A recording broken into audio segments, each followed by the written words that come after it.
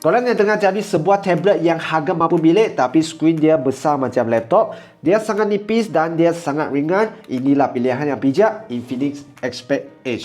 Sangat sesuai untuk jadi sebagai mobile office sebab dia bukan saja boleh connect dengan wifi tapi juga boleh masuk SIM card untuk kita dapat connection internet anywhere, anytime. Tengok design dia simple tapi premium sebab dia senipis 6.19mm dan unibody metal design. Berat dia hanya 588 gram sama dengan mineral water 500ml. Tampak casing pun cantik, kalau sekali dengan keyboard casing dia lagi gaya. Skrin dia memang besar 13.2 inci dan 3:2 aspect ratio. Paparan lebih kurang macam PC, ratio yang sangat selesa waktu kerja, especially baca dokumen dan filing. 2.4K resolution yang jelas dan sharp untuk kerja memang best lah. Tapi kalau untuk kita movie ataupun gaming lagi puas hati. Dia dapat 2 TUV Red Ring Eye Protection Certified iaitu low blue light dan flicker free. Bantu mata kita selesa dan tak penat. Infinix Expert Edge ini datang dengan Android 15, so untuk kebanggaan apps semua kan boleh pakai juga. Dan sudah pre-install WPS Office untuk sesiapa yang selalu nak buat documentation ataupun assignment. Untuk siapa yang suka buat nota atas tablet, dia datang juga dengan pen dan palm rejection. So untuk tulis-tulis, lukis-lukis dalam tablet ini memang smooth dan responsif. Dengan skrin yang besar ini, dia sesuai juga jadi secondary display bagi PC dan boleh cross device collaboration dengan Infinix Phone. Infinix Expert Edge ini datang dengan Infinix AI juga. Yang saya paling suka adalah high translation. Dia bukan setakat translate biasa-biasa, tapi dia boleh image translation. Kita boleh ambil gambar dari buku, dari menu dan sideboard, terus dia boleh bantu translate ke bahasa yang kita nak. Selection translation ni waktu baca e-book kan, kita boleh select je mana yang kita tak faham dan dia boleh translate juga. Dan ada juga in-app translation dan live translation. Yang kedua saya suka adalah AI creation dan AI writing, bantu kita dalam polish ayat kita ataupun email drafting. Kita perlu tulis dalam ayat kita dulu, select dan tekan AI writing, dia akan bantulah polish ayat kita. Dan banyak AI feature yang akan datang pada mid of January, termasuklah Forex, Your Personal Voice Assistant dan AI Smart Screen Recognition. Tablet yang besar memang best lah untuk kita layan movie juga. Dia datang dengan 4 speaker yang besar, cinema grade sound dan memang sedap lah untuk layan movie dan music. Untuk skrin yang besar ini memang best juga untuk kita editing guna CapCut, Canva dan lain-lain. Learning Center ini pula best bagi kanak-kanak buat pembelajaran awal. Dalam ni ada banyaklah educational video. So harga dia tak sampai 1,300 dan akan dapat keyboard dan pen dia yang bernilai 599. So inilah dia Infinix Expert Edge. Kalau korang tengah cari tablet yang lebih murah ataupun size yang lebih kecil, boleh cek balik video saya tentang Expert 20 dan Expert 20 Pro. Check out Infinix Malaysia TikTok Shop ataupun Brand Store. Kalau yang berminat boleh order sekarang. Kalau ada soalan, komen di ruang komen.